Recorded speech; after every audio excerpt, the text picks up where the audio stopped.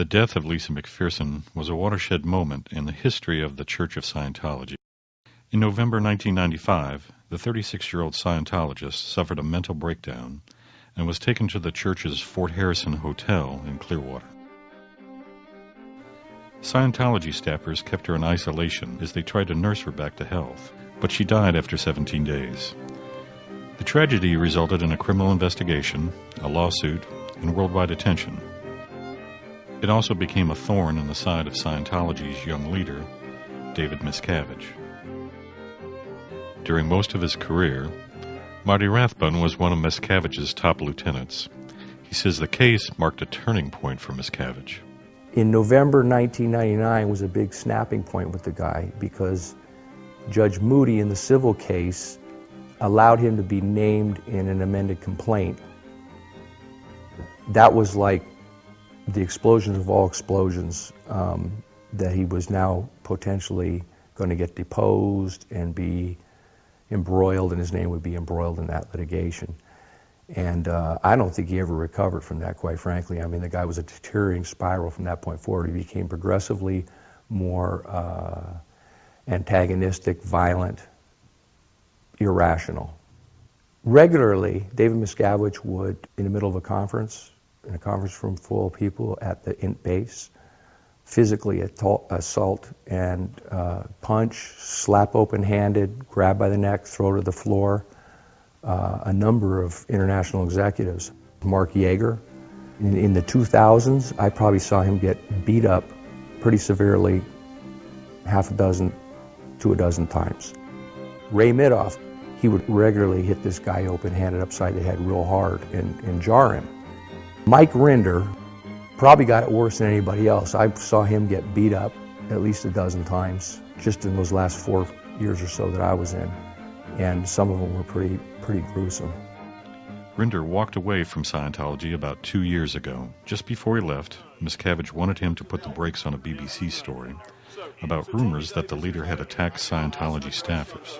When the BBC confronted him in 2007, Rinder denied that Miscavige had hit anyone. We're absolutely clear, as far as Mr. Miscavige is concerned, he has never thumped you. Absolutely. And he's totally not, an adult. he's never And thumped your anyone. anonymous source. Okay. Anonymous source. Okay. Today, Rinder says he witnessed Miscavige physically attack church staffers and was attacked himself some 50 times. Amy Scobie, a former top executive who worked in the church for more than 25 years, says she too witnessed Miscavige's attacks. For much of her service, she was stationed at Scientology's base outside of Los Angeles, where her office cubicle backed up to a large conference table Miscavige frequently used for his meetings.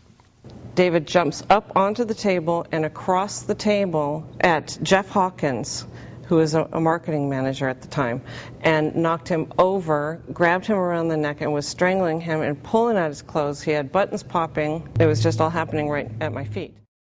3 defectors interviewed by the Times say they were among 30 or so people who were made to play a game of musical chairs. According to Rathbun, it started when the leader decided staffers were undermining him and in low ethical conditions. Miscavige wanted them transferred or offloaded from the base. He says, I've decided how we're going to get the offloads done. So he comes in and he makes everybody arrange the chairs around the big conference table and flip them backwards so the chairs are facing out. And he says, you all remember musical chairs from your childhood. There was this whole twisted thing about it, too, because he played this song, Bohemian Rhapsody. The one by Queen? By Queen, yeah, and there was all this significance attached to it because you've all committed these heinous crimes against humanity, and now you're in the same position as this guy in the song that nothing matters anymore, right? So this song got played over and over all night long as he played this sadistic game of musical chairs. But there was people, ramming people in, cross-body blocks into the walls and ripping people's clothing off, and it was really pretty sickening. The Church of Scientology says the defectors are lying. They have dug up tired allegations from the internet and inflated the importance of the positions that they held in Scientology's dedicated workforce known as the Sea Org. They say it was the defectors who physically abused staff members, and when Miscavige found out, he put a stop to it and demoted them. Many of those interviewed for this story say they still believe in the principles of Scientology, but cannot maintain membership in the church under the rules of Scientology. I couldn't get beyond the fact that I observed what I observed, and I will not change that. And there is no amount of confessionals that are going to change what I saw. I had been somehow making it right and okay in my mind that certain things were going on, like him hitting these people, but it's not okay. I decided if I don't remove myself from this environment, something really ugly is going to happen. And so I watched it. I restrained myself.